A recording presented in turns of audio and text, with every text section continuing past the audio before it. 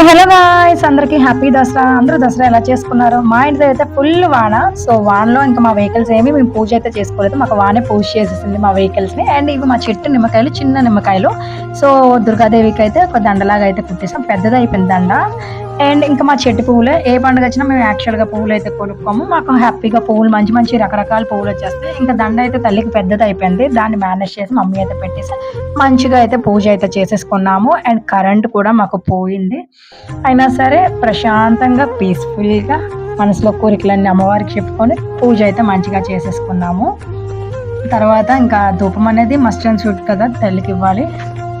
So మా mummy వెలిగించి తెస్తే నేను కొంచెం దాన్ని ఎక్కువ నిప్పులా వెలిగించేస్తే మా మమ్మీ ఫుల్ తిట్టారు. ఇంకా గుగ్గులం వేసి దాన్ని కొంచెం ఆరిపోయేలా చేసి ఇంకా తల్లికి అయితే ధూపం అంతా ఇచ్చేసి మా ఇల్లు అంతా కూడా ఇచ్చేసుకున్నాము. మంచిగా అయితే ప్రశాంతంగా పూజ అయితే చేసుకున్నాం. కరెంట్ కూడా పోయింది, ఇంకా ప్రశాంతంగా అనిపించింది. సైలెన్స్ గా ఉంది. ఈ వర్షం వల్ల చాలా చెట్లు కూడా పడిపోయాయంట గాయస్.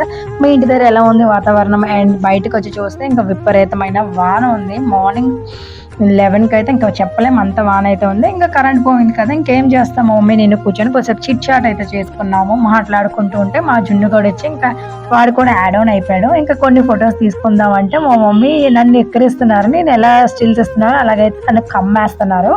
నేను వేరే డ్రెస్ వేసుకుందాం అనుకున్నా, కరెంట్ లేదు కదా, ఇంకా ఇలా సింపుల్గా అయితే రెడీ అయిపోయాను. ఇంకా ప్రసాదం వచ్చేసి మేము పొంగలి పెట్టాము. నాకు నచ్చదు, అయినా సరే ప్రసాదం కదా బాగుంటుంది, తినేసాను. అండ్ ఇంకా మార్నింగ్ వాన్లో వేడి వేడి కాఫీ ఇచ్చారు, తినేసాను బ్రేక్ఫాస్ట్ కింద. ఇంత ఈరోజు థ్యాంక్స్ ఫర్ వాచింగ్.